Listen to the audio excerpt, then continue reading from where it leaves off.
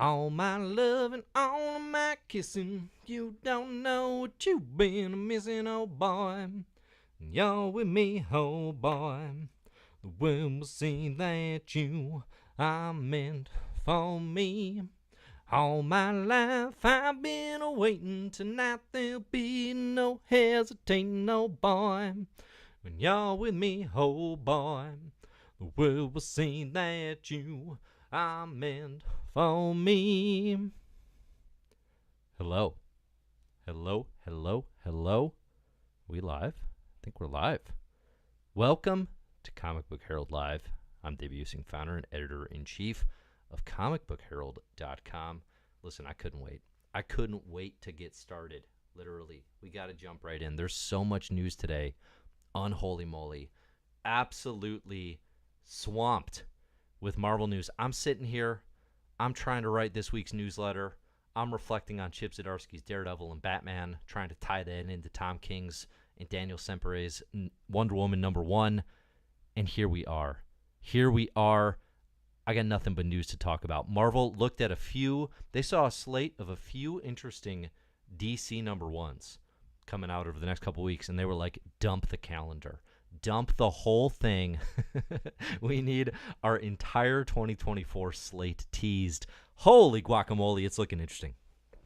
January 2024 is going to be an interesting time. It's going to be more details for all these news announcements, which I will talk about specifically here on the pod. If you haven't seen, big news dropping out of Marvel. Details are going to be shared at New York Comic Con here coming in October. I know exactly when New York Comic Con is this year, October 13th and 14th, because I'm going to have a secret role in this year's New York's Comic Con. Can you guess what it is? You probably can. It's not. There's no reason it needs to be secret other than I'm trying to add in some mystery.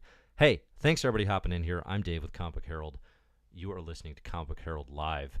Comic Book Herald is brought to you by listener and reader support over on patreon.com/Comic Book Herald. The super chat is open and available. Any support is greatly appreciated here. Guess what? Before we get to the news today, guess what?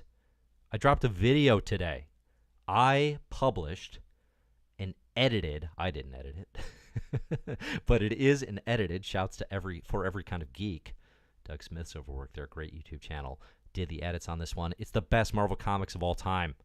Up on the channel, baby. It's up right now. It's my first video I think I've published that isn't a live stream in like 5-6 months. Was it worth the wait? I think we can all agree it was. If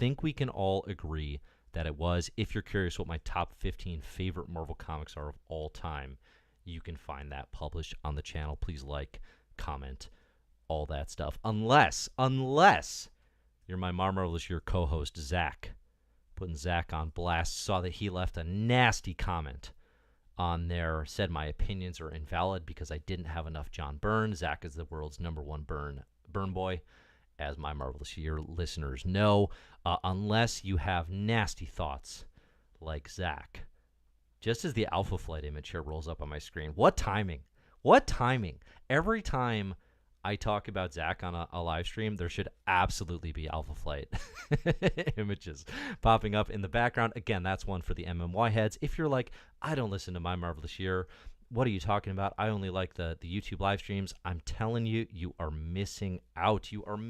My Marvelous Year is rolling right now, baby. We got what is it? Sins Past debate coming up. Is it the worst Marvel comic of all time? Is it the worst Spider-Man comic of all time? Is it actually good? Amazing Spider-Man Sins Past. That conversation is coming soon on My Marvelous Year. Check out that podcast if you want to hear the full conversation. But we got news to talk about today. We also got Owen Likes Comics in the chat. Owen Likes Comics does some great videos. People are always like, oh, there's YouTube. It's a sea of sludge and misogyny and hatred. And I'm like, yes, but if you put in a little bit of effort, there are so many good comics YouTube channels and people that are reasonable human beings who actually really love comics.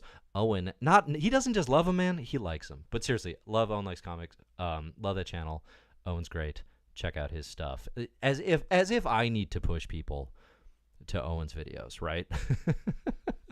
as if there's an audience that is like, oh, I only know Comic Book Herald, but not this other much larger channel. But seriously, thanks for dropping by. Owen says, popping in to say I really enjoyed Wonder Woman #1, and I'm beyond excited for Hickman's Ultimate Spider-Man. What's that? Jonathan Hickman and Marco Chechetto, Ultimate Spider-Man, launching January 2024. We knew Jonathan Hickman was relaunching the Ultimate Universe. That's been happening in the pages of what I have called a mildly disappointing Ultimate Invasion with artist Brian Hitch. There's going to be an Ultimate Comics #1, which sets the stage for thing, and what it's going to apparently set the stage for is Ultimate Spider-Man by Jonathan Hickman. And frankly, just as exciting, Marco Chechetto coming off of a collaboration with Chip Zdarsky on a fantastic Daredevil run, one of the best artists in Marvel's lineup over the past year, right? But they're doing Ultimate Spider-Man. We saw Jonathan Hickman in a Popverse interview with Graham McMillan saying, there's a character I thought I'd never do. I found an in. I found my way in. A lot of fans led that speculation saying, oh, he's doing Spider-Man. He's finally doing Spider-Man. Some truth to that. For some reason, doing Ultimate Spider-Man didn't cross my mind, but it makes a lot of sense. It makes a ton of sense, I think, given an interest in world building, given an interest in trying to be additive with new characters and new ideas, that Hickman would have more of an appetite for the Ultimate Universe relaunch, and especially having a hand now in bringing it about. So that is news item #1. That's news item #1, baby. Okay, John. This was announced within like the last hour and a half, maybe. This is breaking. I do appreciate, very much appreciate it when Marvel PR is like, listen, Dave's stream is scheduled for 5:15 Central. Let's drop this news in his lap as he's prepping for the stream, and we'll just give this to him. We'll just give him one. They don't ever like communicate with me directly. They don't ever say, Dave, we have an actual exclusive for you, but you can tell they care when they drop little things like this just ahead of a stream. This is new. This is brand spanking new. Jonathan Hickman, Marco Chechetto on Ultimate Spider-Man. I'm excited. I don't know if you can tell. I'm real excited. I think this is fantastic news. Now, the first there's a couple big questions, right, that can come out of this. More details are going to come certainly at New York Comic Con. One question is certainly like, well, which Spider-Man are we talking about here? Ultimate Universe. It's a new one, though. It's relaunched. It's going to be revamped in some way. We still haven't seen the fallout in full of what Ultimate Invasion is actually going to do and actually going to mean. Are we talking Miles? Is this Hickman and Chechetto on a Miles book? Is this a Peter book? Or, looking at the actual announcement from Marvel, it's ambiguous language. They're kind of like, they're introducing a new Ultimate Spider-Man. Okay. Does that mean a new character? A new person entirely? Or just a new version of Peter Parker? I don't think it'll be Miles. And I don't know that that's the right call. But I would be pretty surprised if it was Miles. Now, that said, I can see Hickman and Chechetto being smart enough to say it's actually kind of just everyone, right? And doing more of a Spider-Verse thing. But again, I don't think it's going to be a ripoff. I mean, there is a challenge here. So Hickman and Chechetto actually teased a vision for Spider-Man. This was in the pages of last year's Amazing Fantasy number 1000. They did, I mean, what was pretty much straight up my favorite Spider-Man story of last year. It's 7 or 8 pages. And it is a Council of Peter Parker's story.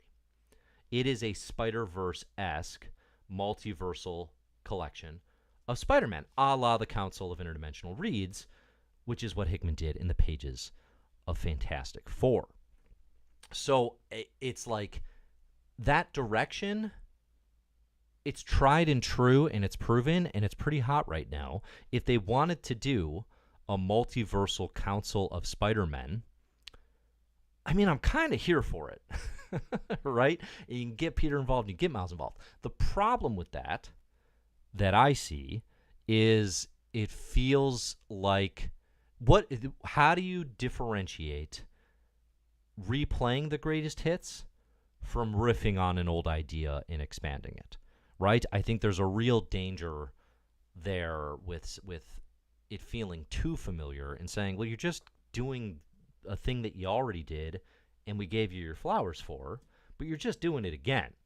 And how is it going to be different? I don't expect, again, Hickman's a very creative individual. I think when he says in this Popverse interview, I found a way to do it that I hadn't considered before, it's probably not this idea that is, frankly, now overplayed because of the success of Spider-Verse. Like, listen, like, my mom has been to the multiverse at this point, you know?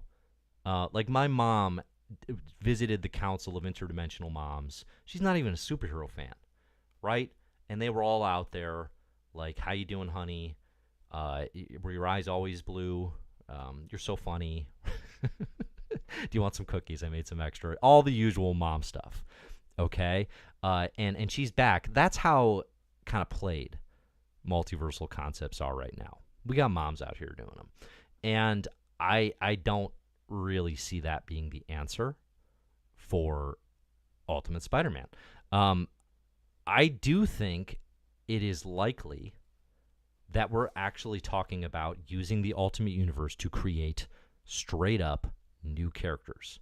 Look at what's been happening in Ultimate Invasion, right? Hickman there, and this is, if you haven't read any Ultimate Invasion, mild spoilers potentially follow.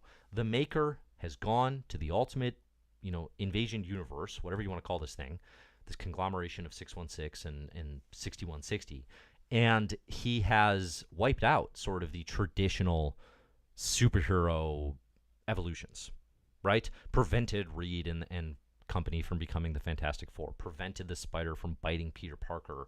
There's a build there of moving away from the superheroes as we've known them through the years. Jonathan Hickman is a creator who has done his time in shared superhero universes, who has a ton of clout, and it clearly through the Substack contract and the 3 Worlds, 3 Moons project that he's involved in with Mike Del Mundo and Mike Huddleston, loves the art and the challenge of building new worlds and creating new characters. I think, too, when he talks about leaving X-Men for bigger pastures, right, and things that are more important to Marvel, one thing Marvel Comics has to be thinking about is, how do we add new characters to our lineup, right? How do we keep this thing going and build it to last and add things that, forget, like maybe the MCU can use, but also just like, can the comics use these things down the line? Marvel has a really hard time, especially in this pretty regressive, conservative, and not politically, but like tonally, administration in the CB Cebulski era of, they don't have any new characters. In fact, the younger, newer characters who were created over the past decade are getting less attention than ever, right? So what can you do to course correct that? You can use the Ultimate Universe to add new characters. Okay? Spider-Man, one of the most revolutionary things you can do right now, because multiverse stuff has happened so frequently and so heavily and so well in Spider-Verse, that if you want to go up against that now, you're going against something that is beloved. Okay? You got to do it better than something that's already beloved. One of the most revolutionary things you could do is just say, Spider-Man's not Peter or Miles. That would actually be surprising. That would actually take people aback, right? Fans would be many fans would be innately mad that it's not one of their known characters. I mean, look at what Hickman is. Look at the upstream battle that Marvel and Hickman and collaborators have with trying to sell this God's book. And listen, they've priced it so strangely that there's economic forces in the room that I'm not going to discount entirely. But they're like, yeah, it's a book of all new characters, and you have retailers and you have fandom giving at least a social media sense, which may not reflect reality, but giving a social media sense of like, we kind of don't want new characters. There's all these characters we already like. Do those. It was good when you did X-Men because we know X-Men, but don't create new things. I think there's a battle there, and I think Hickman wants to win it. That's just my guess. Okay, that's just my guess. That he's looking at this as what are the challenges here for a creator who's had this history? What's the challenge, right? Reinvent X-Men? Did it. Write the best Marvel event of all time? Yeah, Secret Wars 2015. Write the best Fantastic Four run of the last at least 20 years? I'll give Wade and Ringo a shot. I don't like it as much, but I like it a lot, but I don't like it as much. All these things have been done. Okay? So what's the challenge? Create new stuff and sell it and make people care. That's the hardest thing you can do. That is like the hardest thing. It's why Kamala Khan is such a revelation. It's why that book is so damn good. The G. Willow Wilson, Adrian Alphona stuff in the early days. Right? A new character with the juice is hard to pull off. Ultimate Spider-Man can be that. I like the idea of an Ultimate Universe that is actually the concepts and, familiarity of Marvel, but with players that we don't really know. Because here's the thing. If Hickman and Chechetto step in and they're going to say, yeah, we're doing Ultimate Spider-Man. It's been 24 years since Brian Michael Bendis and Mark Bagley did their Ultimate Spider-Man. Here's our version. Here's a 16-year-old Peter. Here's our take. We have seen this. As good as their take might be, we have seen this. And as good as their take might be, Stanley the Manly, Steve Ditko, John Romita did it better. Okay? You're not going to usurp that. Bendis and Bagley came as close as you can. But you're not going to usurp that. So why try? Why try? Now, the other option, of course, is I'm overthinking this, and Ultimate Spider-Man just means Miles Morales, as it has for the past 12 years, and he's going to be the focus, and he's the star of the Ultimate Universe. That'd be cool, too. I'm pretty okay with that as well. Listen, no complaints. No complaints with that approach either. Let's see, what do we got in the comments here? Lethargo says, you called it, Dave Stinney.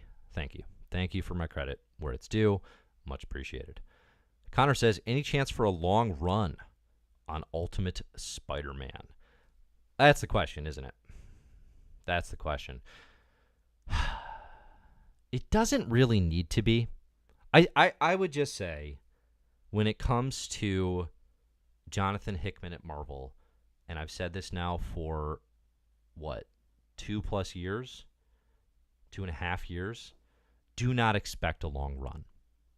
If it winds up being more than 12 issues, I will eat some of my favorite pizza live on camera. Okay? But I don't think it's going to be longer than 12 issues. I just don't think that's what, after the X-Men fallout, how could you expect that, first of all? And everything that was stated in that interview and kind of in that moment was it's not really what I'm here for, and that's not the plan. So don't expect it to be a long run. We get 12 issues. I think you can feel pretty good about that. Banksy says, so smart to have Hickman on a Spider-Man book without the constraints of editorial. While I get what you mean, it's not like Marvel's Ultimate line is going to be just chaos. Right? They're still going to have editors, and they're still going to have oversight. Hopefully, though, it is less so than the constraints that I think have really limited Amazing Spider-Man over the past, decade plus now. So I get what you mean, but listen, this isn't going to be just Hickman Unleashed. Although, if they're smart, it'll be pretty close to that. Like Comics says, I think it'll be an original character most likely. I can't see them taking Miles out of 616 now, and I'd be far more interested in Hickman coming up with a new Spidey than redoing Ultimate Peter. I guess that's the trick with Miles, too, is you made a real point of him surviving Secret Wars and making it to 616. And now we have a 616 universe where we have Peter Parker and Miles Morales. Now, you can make an argument that maybe that hasn't really worked, you know, in the ways that, like, even like the video game, right? The Insomniac series seems to have already found the in a way that I don't feel like the comics have ever really quite nailed, you know? But that said, is like, okay, if you're doing a Miles, is it multiversal Miles and we still have 616 and Cody Ziegler's still doing his thing on that series? Does that diminish the value of that character in Ultimate Spider-Man? But then it's like, well, yeah, but nobody's asking that question about Peter Parker. You can have 8 zillion Peter Parkers running around, you know? So it's an interesting point. It's definitely an interesting point. What else do we got? What else do we got here? Hickman's secret book was Spidey. Folks finding out the news. Yeah. So it does. It also pretty much confirms what was, I mean, I think we all expected, but it's like, okay, what is the new Ultimate Universe going to be? It's going to be creators. Well, I guess it doesn't 100% confirm it, but it certainly feels like it's going to be all-star creators relaunching the Ultimate Universe kind of in the way that we knew it 23 years ago, 24 years ago by the time it happens, which is to say there's going to be an Ultimate Spider-Man, probably be an Ultimate X-Men, there'll be an Ultimates, and then, I don't know, maybe throw an Ultimate Fantastic Four. Those are like the 4 books that mattered in the Ultimate Universe. I think the more limited you can keep it, like early days Ultimate Comics, the better. Definitely what I have heard repeatedly and what I have shared repeatedly is the experience of feeling like you can read a complete Marvel Universe is incredibly appealing. Folks love that they can read all of the Ultimate Universe, right? Regardless of quality. That alone has tremendous appeal. It also brings Marvel more in line with the successful manga of the day than anything they could possibly do in 616, which is, of course, a sprawling mess, which I love. But you know, it is a sprawling mess nonetheless. So I think it's going to be that. I mean, the other option is like it's Chechetto and Hickman doing like a 12-issue maxi series. The Ultimate Universe could still be a home for just like Black Label style creator visions, but it doesn't seem like that's what Marvel's interested in doing, despite that being an awesome idea that I will absolutely claim royalties from if they pursue it. So that is big news. Big flippin' news. I'm excited about it. I did see some folks point out that the Venom suit is already Hickman's beloved black and white costume. So I think we can just assume black symbiote costume and Venom stuff early. And from there, we'll see what else happens. Probably some data pages about how Spider-Venom coagulates. I think we can assume that's coming. It will be, my biggest question will be, are we doing this multiversal Council of Peter stuff? Are we doing multiversal webs? Or are you going to find an in that is totally separate from what you teased in Amazing Fantasy? And I don't know that there's a right answer to that one, honestly. I mean, I guess I kind of hope it's the latter, because then it will be a thing that is new to me and hopefully is a big swing that I can consider for the first time, as opposed to something where it's like, well, I kind of already know how this generally plays out, but I want to see where you're going to take it. You know, I do want to see where they're going to take it. All right. Let's see. Alfonso says Coates or Laval. So being Ta-Nehisi Coates and Victor Laval, Ultimate X-Men will be top of my wish list. That would be dope. That would be super cool. I wrote down some ideas for, okay, if you're going to do the rest of the Ultimate Universe, who do you want in these books? Okay, here's what I've got. I had N.K. Jemisin and Esad Ribic on Ultimate X-Men. I like Ta-Nehisi Coates. I like Victor Laval for that book as well. I have Al Ewing and Elena Casagrande on Ultimate Fantastic Four. Listen, if we're not going to give Fantastic Four to Al in 616, let the man play in the Ultimate Universe. No chance that's not an amazing book. And then here's a spicy one. Here's a spicy one for you. Ultimates by Daniel Warren Johnson and Mike Spicer. Let them have at it. Give me an artistic vision for a 2024 Ultimate Universe that doesn't look like flipping 24 years ago Ultimate Universe stuff. Come on, give me something new. Give me Daniel Warren Johnson and Mike Spicer on the Ultimates. Okay. I want to see this be all-star creative talent, but like fresh, right? I mean, 616 is getting so, old. Like, listen, I've enjoyed a lot of J. Michael Straczynski comics over the years. I like a lot of his Amazing Spider-Man run with John Romita Jr., and I really dislike Since Past. But I like a lot of it. I like Thor, okay? That was 15, 20 years ago. Doesn't mean he's done. Dude's done other work. Enjoy the first season of Sense8. You know? Dude back on Cap, that doesn't do anything for me. And I think we can all agree that if it doesn't do anything for me, it shouldn't be done. But it's just like, that is so boring. It is so boring. Going back to the old well for a new Captain America. No, please, move forward. Move forward. That's what I want to see. Okay? That's what the Ultimate Universe should be doing. Travis suggests Ultimate Power Pack. Okay, for Ultimate Power Pack, I want Raina Telgemeier and Dave Pilkey. Just get the two straight-up biggest names in comics who in no way need the Marvel money and put them in Ultimate Power Pack. Let's see. For Warren Wilson, he says Ultimate Death's Head. Oh, that has to be Kieron Gillen and Jamie McKelvey.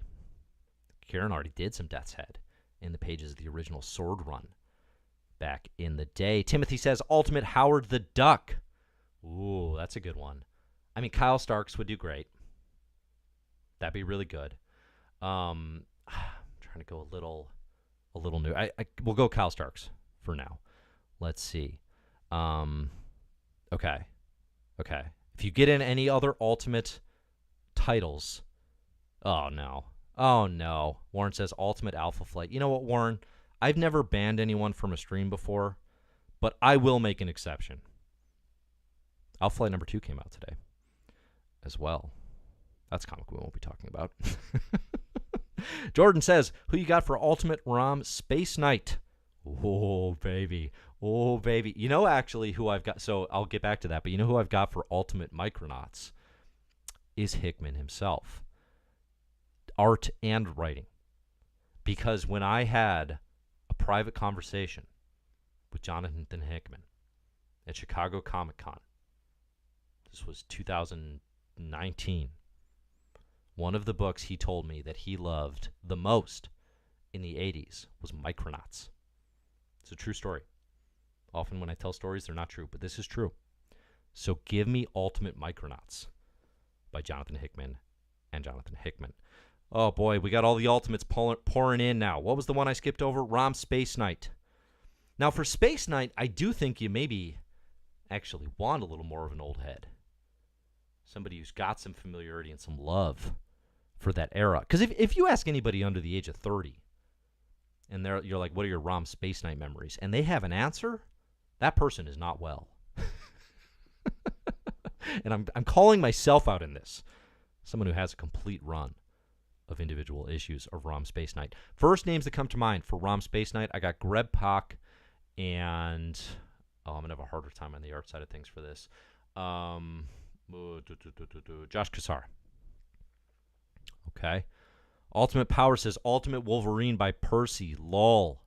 Oh, you better lol. You better lol. How dare you? That would actually be hilarious. that would get a real laugh if they just recast the same team. Bunk says Ultimate Annihilation. Launch of the Ultimate Cosmic Universe. Interesting. I'm sure we'll get some cosmic here. The Ultimate Comics never went especially cosmic, actually. There's the weird Galactus, Fantastic Four sort of tie-in stuff they did, which brings in, versions of the Silver Surfer and Captain Marvel.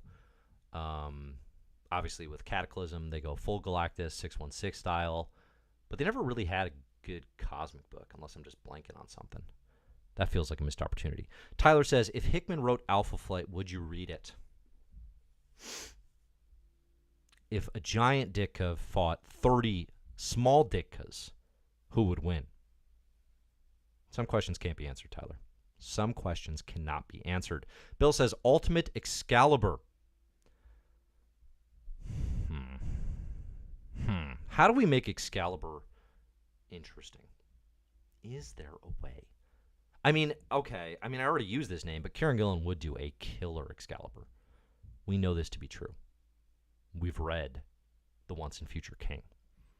But then it's like, you already did The Once and Future King. Why are you doing Excalibur? Right? Are we playing the same notes? Who's a popular British writer? Are there any of those? I can't think of any. Let's see. Who else do we got? Ultimate Black Panther. Owen Likes Comics suggests. Yes. Yes, indeed. I mean, we're recasting a name that's been suggested earlier, but give me Victor LaValle. Give me Victor LaValle with oh man, now I get it. With Junie Ba. Victor LaValle and Junie Ba. Interviewed Junie this morning. Shouts to Junie. Oh boy.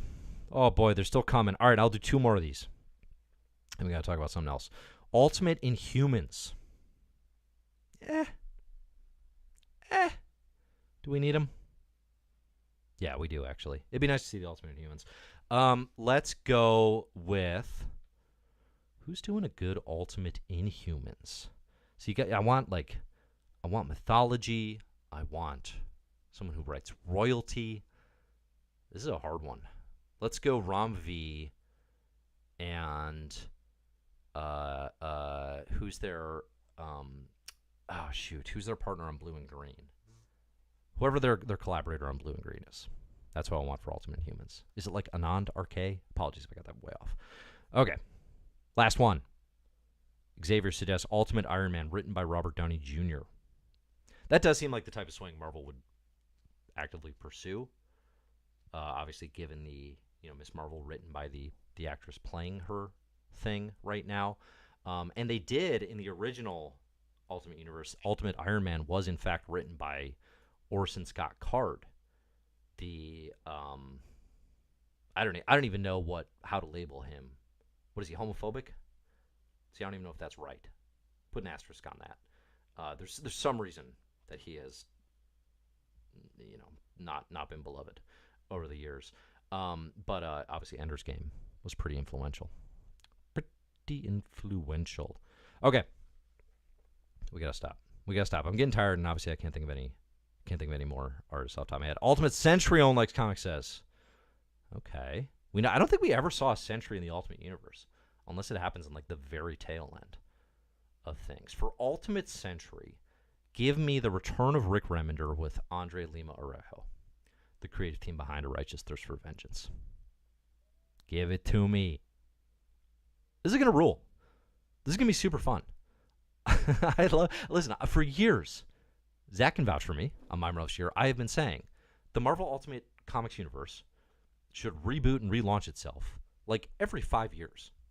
Like every 3 to 5 years. It should just be, that was our story. Time's up. Now we do it again. Take a year off. I don't know. Whatever. It should not be this thing where it's like, we've been doing this for 15 years and now we have all the same problems as the standard continuity. Right? That was where they messed up. The biggest problem Ultimatum had was the cannibalism. But the second biggest problem Ultimatum had was the misogyny. But the third biggest problem Ultimatum had was that it didn't end the Ultimate Universe. It should have ended right there. Truly. You'd have a 7-year, tight Marvel Comics story. And instead, it kept going. Kept going. What are you doing? Stop. The fight's over. Magneto won. All right. Here we go. What are we going to talk about today? Should we talk about some comics? Are we doing that?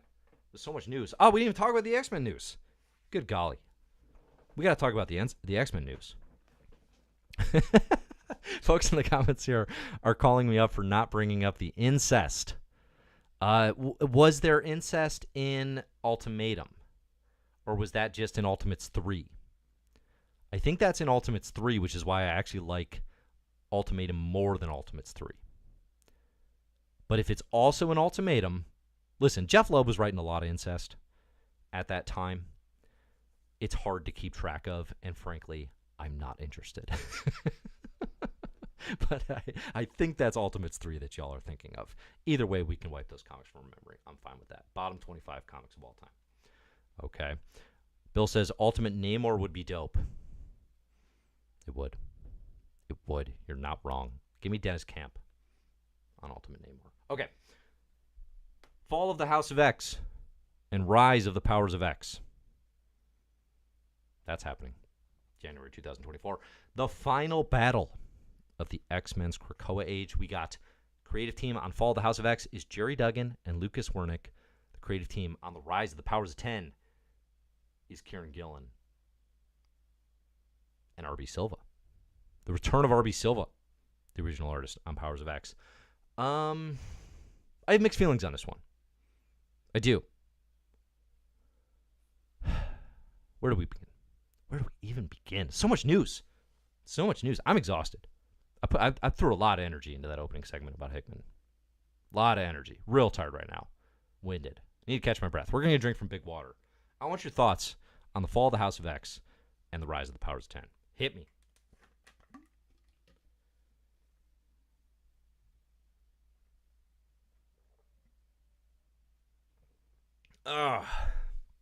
Brought to you today by Big Water.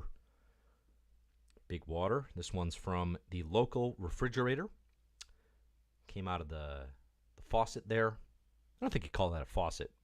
What do you call the thing that releases water on a refrigerator? Right? We have taps. We have faucets. What is that? Does that have a name? It's pretty lukewarm water today. We got no ice in it. We got no Crystal Light. Flavorless. And not the best. Not the best Big Water I've ever had. But you know what? They're still sponsoring us. We're happy with that. Thanks to Big Water.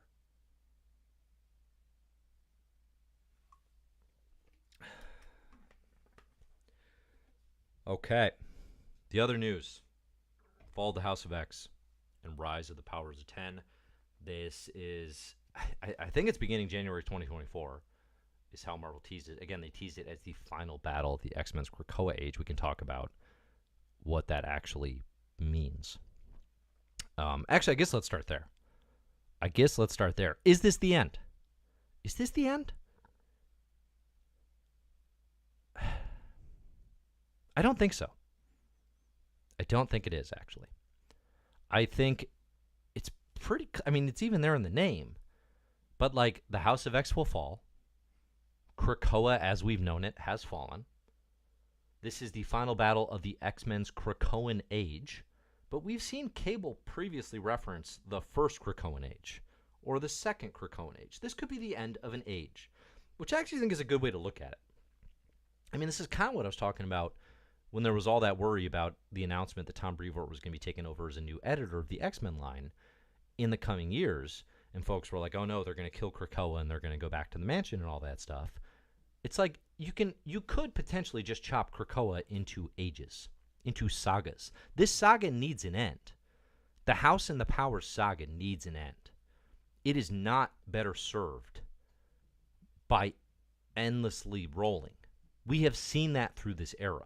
This era is at its worst when it's kicking the can down the road and has unlimited space, or feels like it has unlimited space to operate. You know? They need to have a direction, and they need to have an end destination, and they do actually need, I think, a deadline to hit that. Because I actually think it's going to lead to better story. Things are going to move faster, bigger stuff's going to happen, it's going to be more interesting. We're not going to be sitting in this malaise. Okay? But when you can have a final battle of this age, which sets the stage for the Rise of the Powers of 10, that means something new. What that something new is of course, hopefully what Kieron Gillen is going to show us. But I suspect it will be an extension of what Krakoa can look like in a new form in the next stage of things. I mean, the other piece of this, too, is... So if this is launching in January, and, like, we don't have details on, like, is it, 6 issues and 6 issues? Is it going to run for... Is it going to be weekly? Is it going to be monthly? None of this stuff is released yet. We just know creators, and we know the names of these books. But it's like, let's say it's weekly and it's 12 weeks, or even just 8, whatever. That's 2 months. That means they're done with this by, let's say, the end of the first quarter, early second quarter, 2024, Brevoort has already said he's not ready to come jump in until after that because he's managing a 2024 event. So unless he's just straight up fibbing, it can't actually end because nobody's ready to take over for the next thing. So to me, this suggests, okay, this Rise of the Powers of 10 is going to set what will be kind of the final, probably, stage of the saga. Like, I don't think this is actually even the end of the saga. I could be wrong. Obviously, we know very little. But I kind of feel like there's going to be a follow-up to this, which will be interesting. I mean, in many ways, this is the thing that I'm most excited for, which is, what is the Rise of the Powers of X? What is that idea? What does Kieron Gillen have cooking there? That's what I want to see. Probably more than anything. Because that, to me, is still the biggest mystery, the most challenging answer to come up with is, okay, everything fell apart on Earth. We don't just get to have this island nation take over. What can you do instead? That's where you really need to think of something. I'm looking forward to that a lot. Gillen and RB Silva on this, that's going to be fantastic. RB Silva, I love that they're giving a shout back to Silva for doing Powers of X the first time. Listen, no shade at Lucas Werneck. I really enjoy the work he's been doing with Kieron Gillen on Immortal X-Men. Would have been cool to see Pepe Larraz there and just full on bring it back to House and Powers. And then obviously the other elephant in the room is you got Gerry Duggan. Listen, I think I made my feelings very clear. I am not a hater. I am not just like out to get this individual. I think they've written plenty of decent to good comics at times. My heart sank when that name was not Al Ewing. like the way my stomach dropped when that was not Al Ewing. Okay? And that, again, that's not shade. People are like, oh, you don't like Gerry Duggan. I don't know. I don't know if I like him. We've never hung out. But all I'm saying is there are a clear, identifiable 1A and 1B in this era. And they are Kieron Gillen and Al Ewing. Those are the names you'd want to see on the book that is calling back to House and Powers. Now, a consistent answer that I saw there was like, well, don't worry. I bet Al's writing something else. And he is. This was the other thing that was teased, the resurrection of Magneto. A limited series. And, I'm extremely curious how Al plans to bring back Mags in a way that doesn't disrupt his prior work. That's going to be a really hard thing to do because Al Ewing made a point in X-Men Red that Magneto did not want to be resurrected. So is the resurrection of Magneto just straight up flying in the face of his wishes and desire to not be resurrected as part of Araco culture and as part of just kind of being at the end of this journey? How do you pull that off? I'm curious. No doubt about it. That said, I'd still rather see Al on the Fall of the House of X with Kieron on the Rise of Powers. That's a better fit. Just is. Okay? I don't want to do... I see people saying stuff about Duggan. Listen, I don't want to relitigate my thoughts there and kind of power ranking the creators. I've made it very clear. The point is you've got a clear 1A and 1B. Immortal X-Men and X-Men Red have been the best books in X-Men comics over the last more than a year. By far. By far. Not even close. Not even close. Those are you two. All right. Alexandre points out this Krakoan age not exploring Namor and the Shi'ar is so disappointing. Now, I would say the Shi'ar have been explored a bit. They actually showed up today in Alpha Flight number 2, technically. We've gotten some Shi'ar stuff. I'm not totally sure what you mean by that. The Namor mystery? Yeah, that hasn't had any resolution at all, has it? Remember how cool that was? like half of these streams are just me being like, oh man, like Chris Farley in it, right? Oh, remember in House of X. when Namor told Professor X, when you need me, you'll know, or whatever. Oh man, that was so cool. It was cool. It's disappointing. I don't disagree. I do not disagree. Listen, we have some unresolved threads, to put it mildly. What about that weird little world that Doug built in the world, in that giant-sized storm? What was that about? What was even the plan there?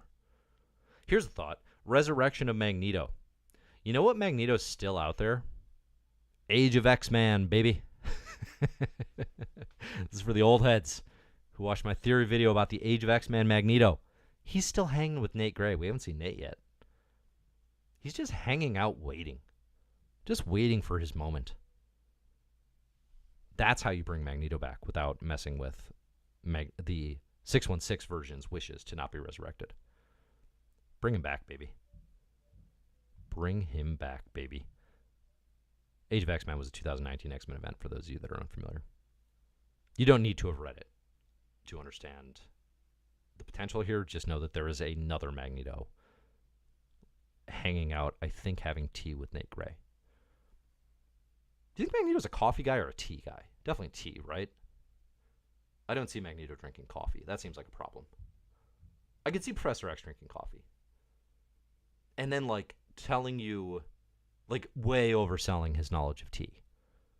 Like, Professor X for sure is leaving, like, loose leaf containers on his desk, just hoping someone asks him about it. You know that's happening. But I think really he just drinks Duncan. like, tell me a morning Professor X didn't make a Duncan run. Probably has someone make it for him, actually. That's not a man who does things on his own. All right. I think that's the news. The news you can use. We got Jonathan Hickman and Marco Chechetto on Ultimate Spider-Man. We got the fall of the House of X and the rise of the powers of 10. The final battle of the X-Men's Krakoan Age. We got the resurrection of Magneto. It's all going down in January 2024. You know, I think we've been sitting through a Marvel malaise.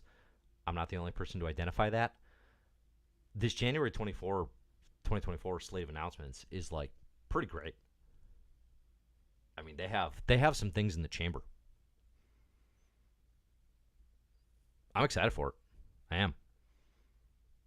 You know, it's big stuff, making moves. Things are happening.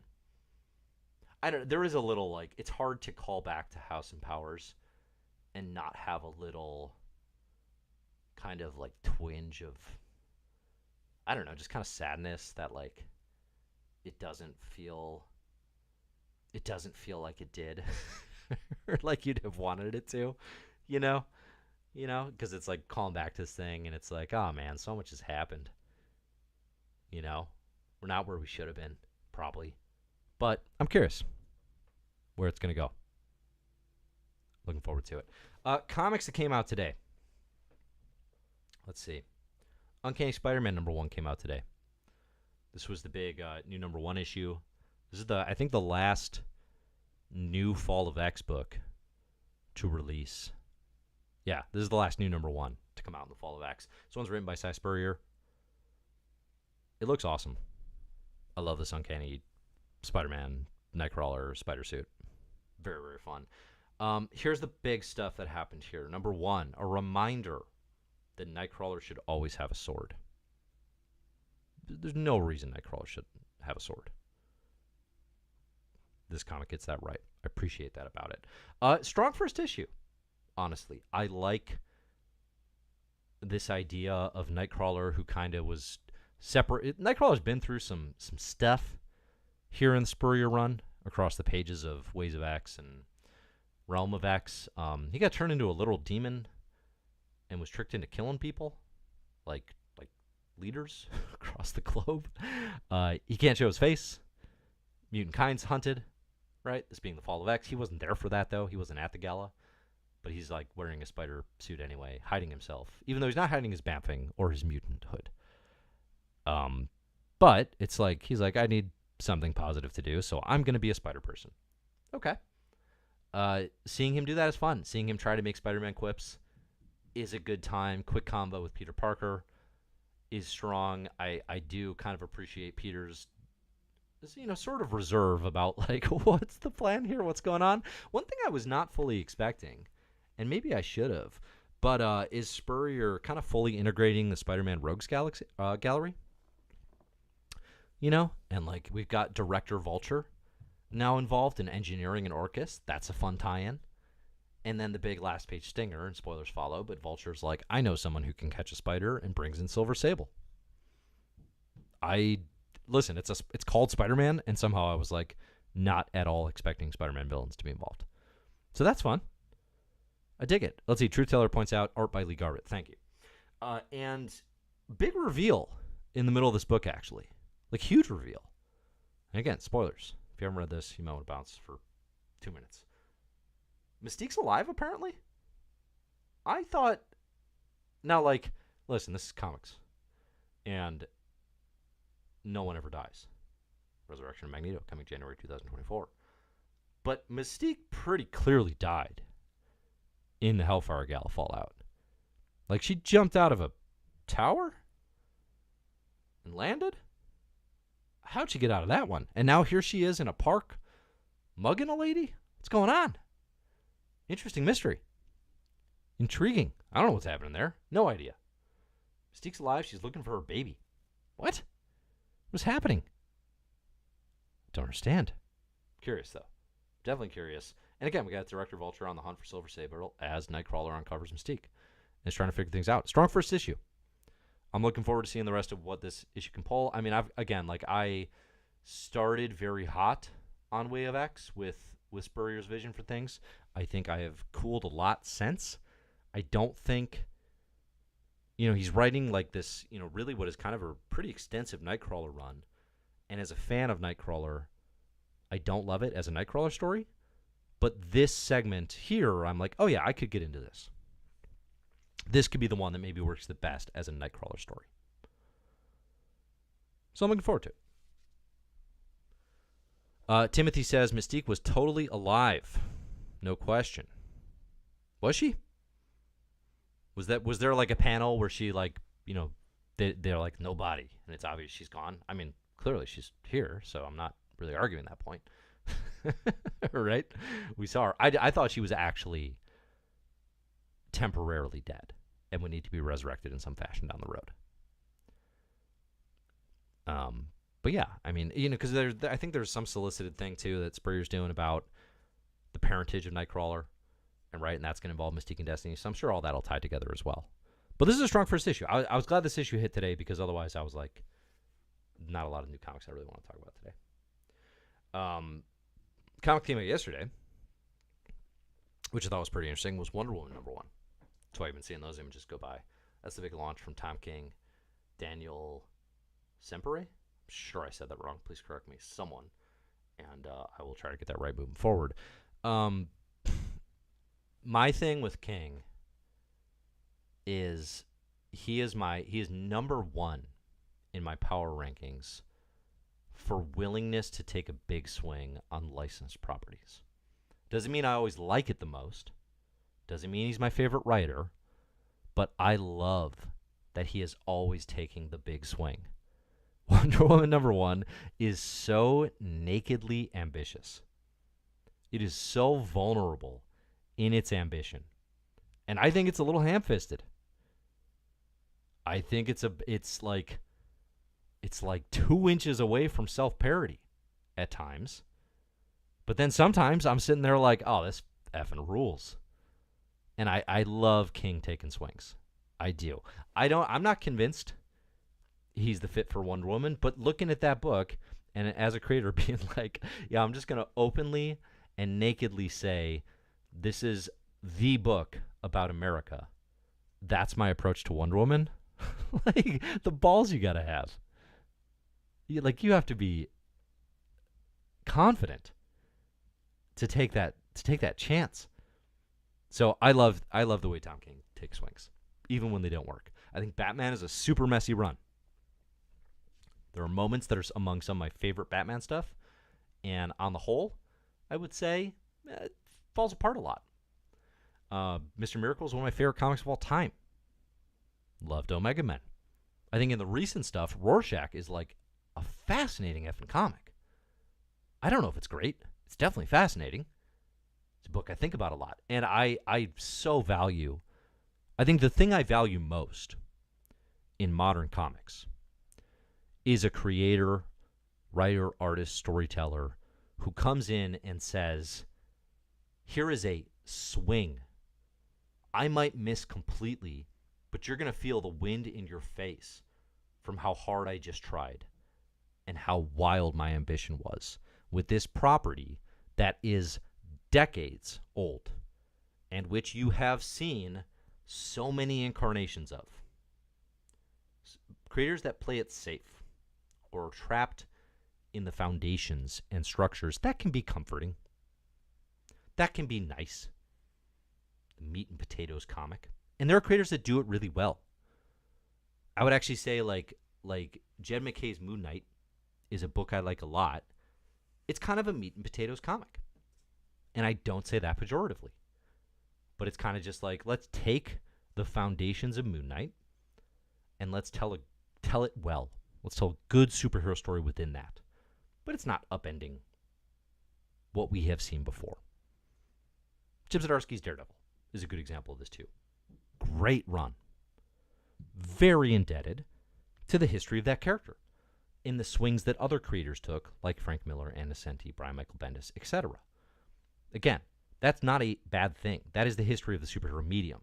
Those are often great runs. When I talk about big, ambitious swings, I'm talking about somebody who comes in and says, yeah, we're going to do things very differently. And you might hate it. You might hate it. But comics fandom, I think as a whole, and we see this all the time with X-Men. Someone was talking about earlier, there is often a sentiment of fear of change, of anger at change, and of a desire to be served the same dish nightly. My son would eat chicken fingers every night if that's what we gave him. Sometimes we do. Sometimes we say, I'd rather not listen to the complaining. But sometimes it's useful to try something else. Try a few bites. Try a few bites of comics. That's all I'm saying. Right? Wonder Woman always takes a swing. So listen, I don't think this first issue is like a knockout. It's definitely really interesting. It's definitely taking swings. It is so nakedly ambitious. And I want to see where it's going.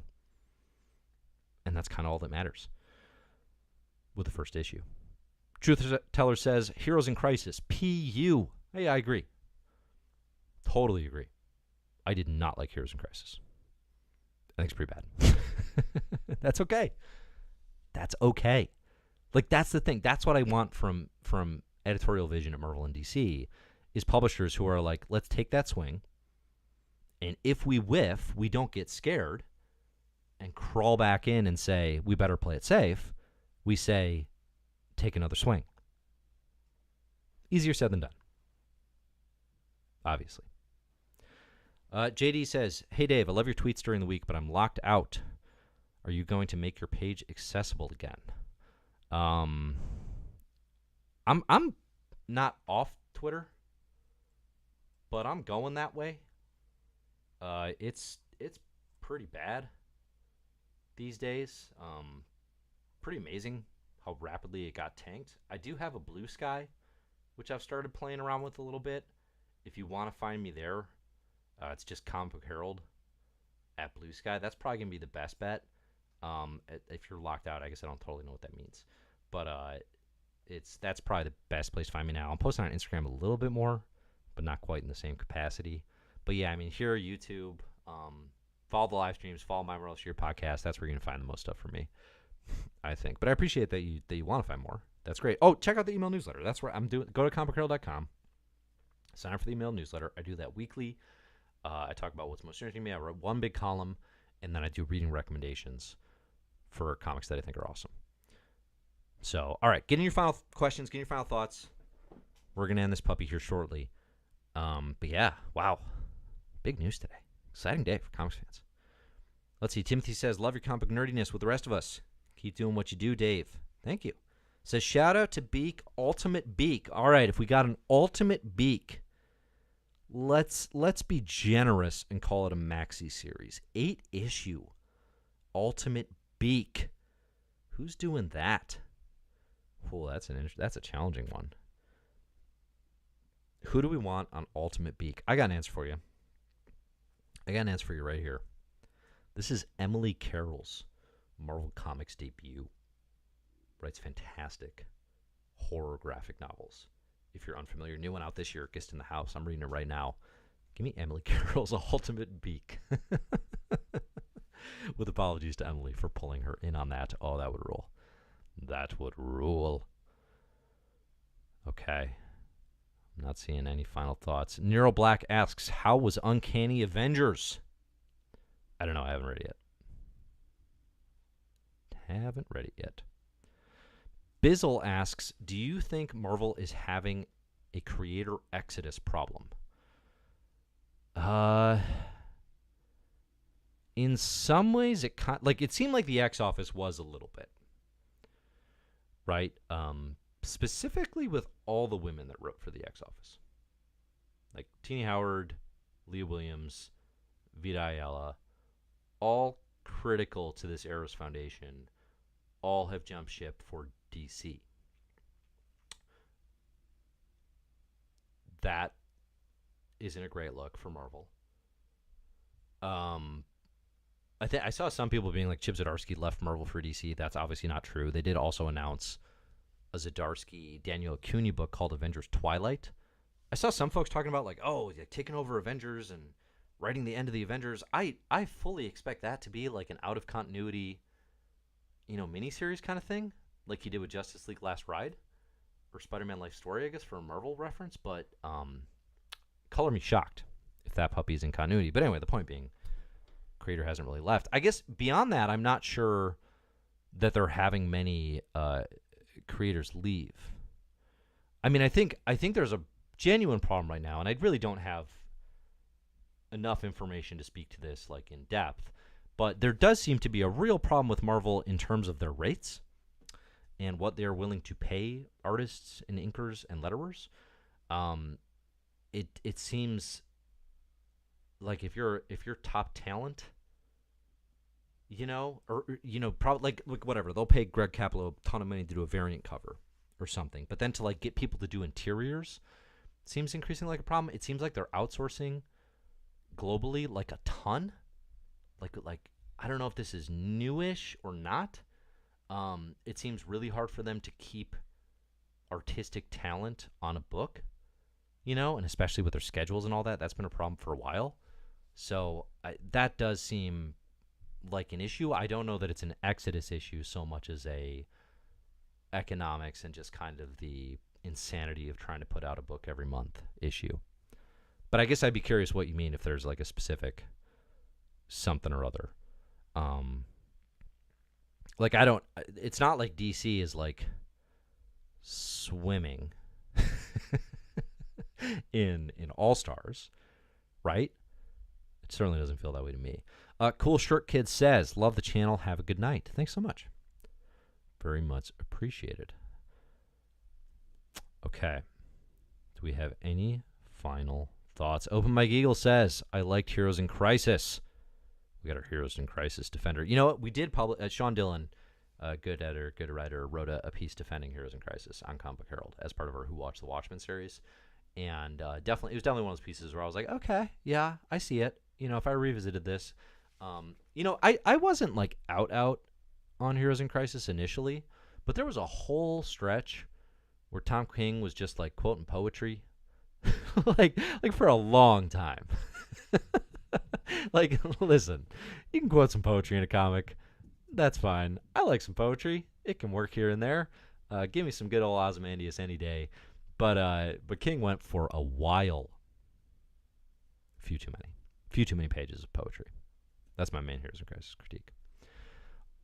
All right. Let's see. Bizzle says, rumors of Gillen leaving too. Oh, is that so?